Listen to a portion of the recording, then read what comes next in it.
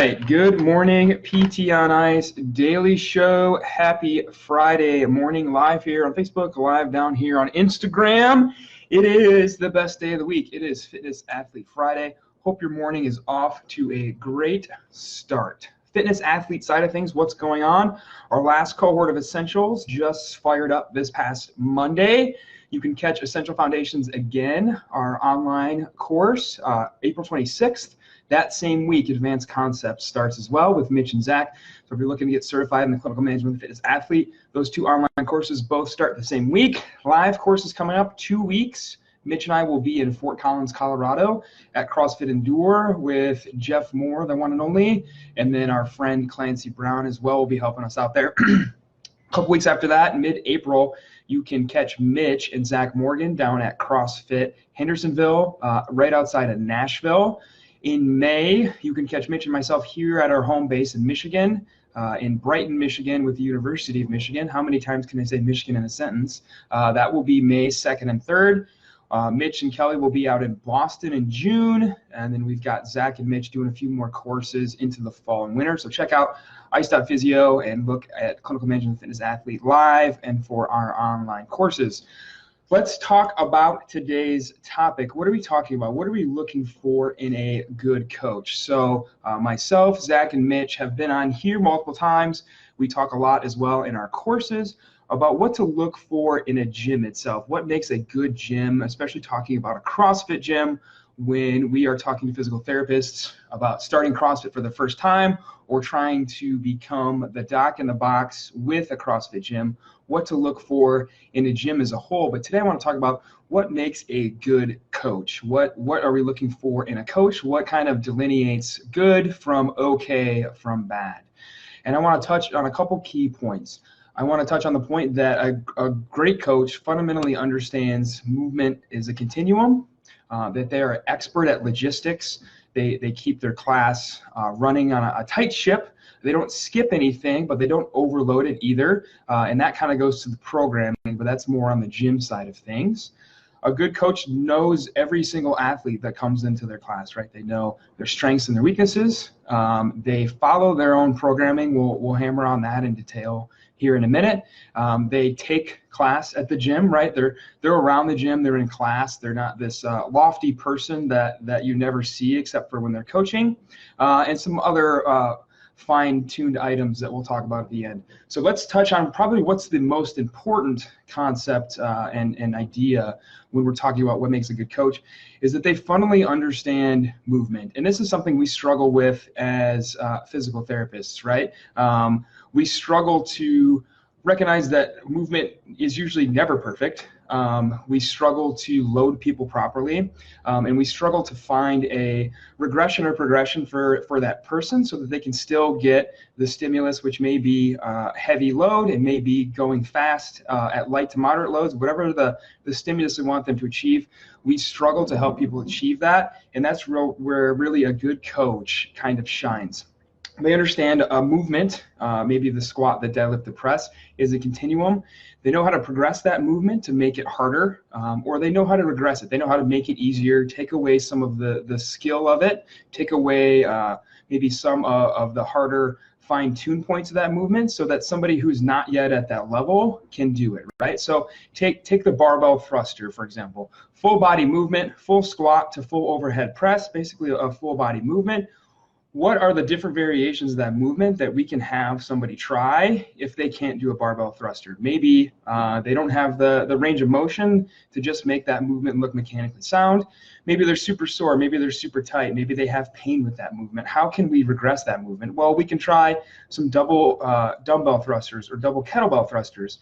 Maybe one arm is too painful. Maybe we can try some single arm thrusters. Maybe that's not on the card. Maybe we can try a dumbbell or kettlebell front squat to push press or strict press to still get the stimulus of that squat motion and then overhead lifting motion. If that's not on the cards, maybe we can do something like a kettlebell head cutter where we goblet squat a kettlebell and then kind of just slowly press it over our head. Maybe if that is not possible, we can try a med ball thruster. We can try just a med ball clean to wall ball, or maybe we're just doing a med ball clean or a med ball front squat.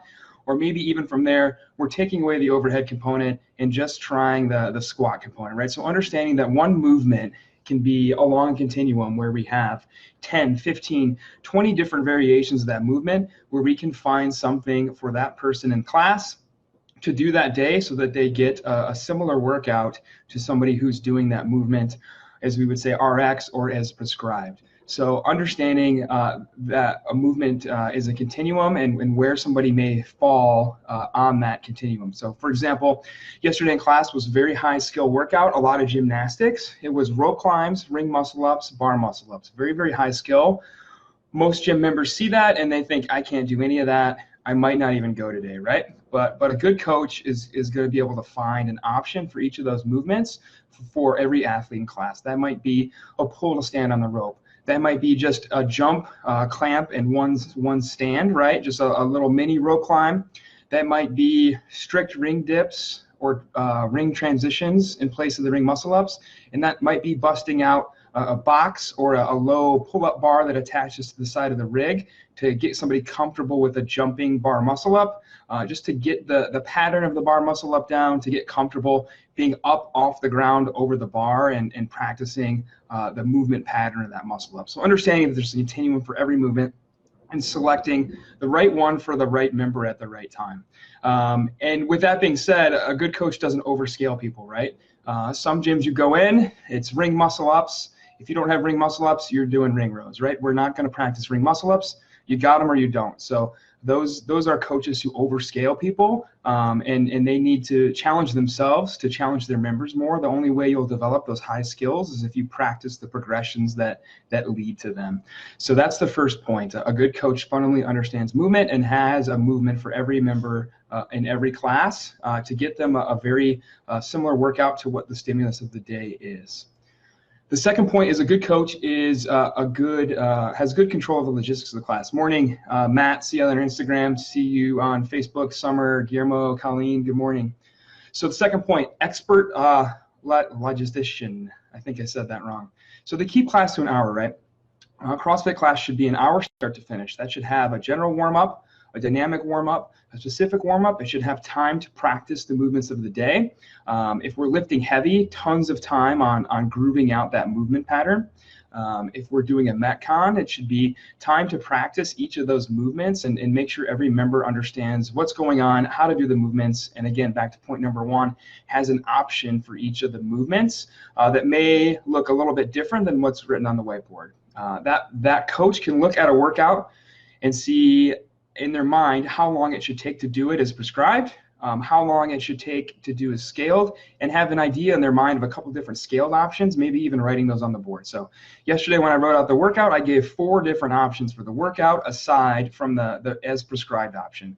And a good coach should be able to look at a workout and understand how long it's going to take, how long it's going to take to do scales, and a couple different options for people to perform as scaled, how to organize the equipment, maybe organize the class as a whole into heats, ensure everybody has the same amount of time to practice, the same amount of time to do the workout, and everybody has an appropriate option for the day. And by the way, that all happens in an hour. And so what we see, and again, this is kind of more on the gym side of things, is that gyms that do strength bias programming where every day you come in and it's a 5x5, or where it's an EMOM of heavy lifting or something like that, you run out of time. You spend too much time on the strength component, and you run out of time for the conditioning component. And so it's important to do both, but not always on the same day. And so that's where even the best coach, when there's a lot crammed into that hour with the programming, the coach can run into trouble. But overall, the coach should have good control over the class, understand how to organize the class, organize the equipment, and get people set up for success for the workout. And while that's going on, they should have the ability to touch every athlete at some point, teach a new movement to a newer member, challenge intermediate members to do a more challenging option, right? To go to a member that's been there for 3 to 6 months and say, hey, I want you to try one jump, clamp, and stand on the rope today. Instead of pull to stands, you've been doing pull to stands for 6 months. I want you to challenge yourself a little bit harder today. And then with the advanced athletes, giving them strategies on how to pace the workout to try and push their pace or help them refine their technique a little bit more with the more technical movements. Help them maybe string together muscle ups instead of always doing singles or something like that. So touching every athlete, no matter how new or how advanced, and making sure they get a little bit better in that hour.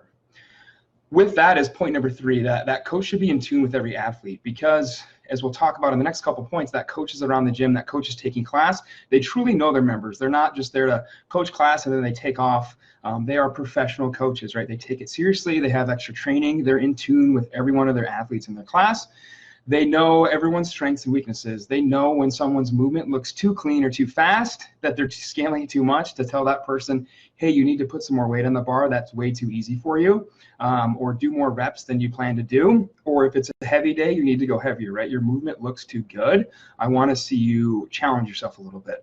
Vice versa, knowing when a movement is a very bad weakness for somebody, and just knowing that if that athlete stays on that movement, they're not going to move on to the workout. So knowing if somebody is really bad at double unders, to say, hey, I want you to do 2 minutes of double unders and then move on to the next movement. I don't want you to spend the whole 10 minutes of this workout on the double unders. That's not the intention of this workout. I want you to move on to the next movement.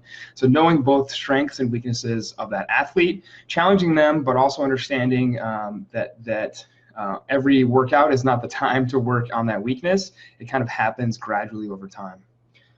A good coach, a great coach, follows the gym programming. We see this happen a lot where coaches don't do the gym programming, right? They coach class at the gym and do the gym's programming for the coaching, but then they follow their own stuff. Whether they think the gym's programming is ineffective, or they think whatever programming they're doing themselves or buying from somewhere is better, they're off in the corner when they are training, doing their own stuff. And that kind of begs the question, if the gym programming is good enough for the members, why isn't the coach doing it, right? And so that can kind of create a schism that we see happen in some gyms, where members start to wonder, well, if the coach is doing that and it's so good, why aren't we doing that? Why are they doing their own thing and we're doing this stuff? If they're doing that and they're getting in really good shape, why aren't we doing that? And that starts to create this rift between the membership base and the coaches. And that rift is further enhanced when coaches train on their own time, when the gym is closed, or maybe they train at a different gym, or they just go somewhere by themselves or in a small kind of clique and do maybe their own programming. That kind of further creates a rift between gym members and coaches. They're doing this mysterious stuff when the gym is closed, no one has access to it. At CrossFit Fenton, we do the same class programming, and usually beforehand we do a little bit of Olympic lifting or some squatting or deadlifting or something like that. But that programming is available to all the members, and we train during open gym. The gym is open for people to come in and do whatever they want in the middle of the day, so people can come see us train. They're welcome to come train with us if they want to do a little bit of extra stuff and they have time in the middle of the day. It's not this mysterious closed gym time. No one knows what's going on. We're very upfront with what we're doing, and we're really big on not having that rift in that click form. So a good coach follows their own programming and takes class as well. Again, that's just kind of the point that if it's good enough for you, it's good enough for me. That also helps them get exposure to athletes that they may not see very often because they coach class at a different time, right? So maybe trying to drop into a different class time every day throughout the week, getting to meet all the members, learn what their movement looks like, where they're at in kind of their progressions with different movements, and just better understand the athletes and the membership base of the gym. That also helps coaches keep each other sharp, right? When a coach is in class, they can give the coach that's running class feedback. They can also help, right? That's a big thing we see, is that gyms get bigger. They have 20, 30, 40, 50 people in class, and they have one coach. You should definitely be trying to keep a 15 to 20 to 1 ratio or better. So here in the evenings, we do 2 to 1 coaching now as we've gotten to be a bigger gym. But it's also nice when we're even doing 2 to 1 coaching and we double coaching a class, and we have other coaches in class that maybe can walk around during the warm-up and just help out and be an extra set of hands. That's very, very helpful to keep all of the classes moving well, with 1 or 2 coaches coaching class, and then maybe another coach or 2 in class helping a little bit as they're doing the workout themselves. And then finally, probably the most important overlooked point is that a good coach, a great coach, the best coach is always on top of finding the hottest bangers to play on the radio, right? And it's kind of a joke, but kind of not, right? I've been to a lot of gyms where the music is super quiet. It's really weird techno stuff. It's really weird slow stuff. And probably the number one piece of feedback I've gotten is that it's really important that good music is on the radio, loud, fast-paced. We know the literature supports that. We've posted that here through ICE a couple times. High beats per minute music stimulates athletic performance. And so that's a little bit of sarcasm, but I have been surprised continually by how many times people have screamed at me to change the song in the middle of a workout. All the movement, coaching, all of the special attention falls out the window when the music isn't hot. So keep that in mind as well. You got to be on top of keeping track of the newest tracks to drop and put those on the gym playlist. So recapping, a good coach fundamentally understands movement. They know how to regress and progress movement for every person in class. They don't just overscale people. If you can't do what's on the board, you're going to ride the bike and do ring rows. They are an expert at managing the logistics of the class, more than just running the clock and being a timekeeper. They know how to give people different options to get the same stimulus for the workout. They know how to organize the class and the equipment to keep it flowing very well, and they keep it to an hour, all while spending a couple moments, a minute or two with each member to help them get a little bit better at movement. By taking class and following the gym programming, they understand and are in tune with each and every athlete in their class. They know the strengths and weaknesses of each athlete. They know how to challenge them. They know when something is a weakness and have them not focus too much on it so they can still move through the workout. And they keep the gym playlist filled with the hottest music. So I hope that helps. We often get questions about gyms as a whole, but kind of when you pull back and look at what makes a good gym, it's really the coaches. The coaches make up the gym, the coaches and the members together. So I hope that helps. I hope that helps you all out there who are just beginning your journey at maybe working with a CrossFit gym or just starting to do CrossFit yourself. Understand what makes not only a good gym, but what makes a good coach as well. Question here from Matt. Alan, the coaches at the box I go to also teach at other boxes. Is this common? Sometimes, yeah. Sometimes, especially if they're trying to make a little bit extra money and they can't get all the classes they want at one gym, they might be at a second gym. That's not uncommon. Good question. All right, that's all I've got for you. I hope you all have a great Friday. If you'll be down in Crown Point, Indiana this weekend for Modern Management of the Older Adult, I will see you there. If you'll be out in Colorado next weekend for Fitness Athlete Live, I will see you there as well. And then in about a month, we got the ICE Sampler coming up out in Seattle. So I'll see a whole bunch of you out there. Have a great weekend. Bye, everybody. See you next week.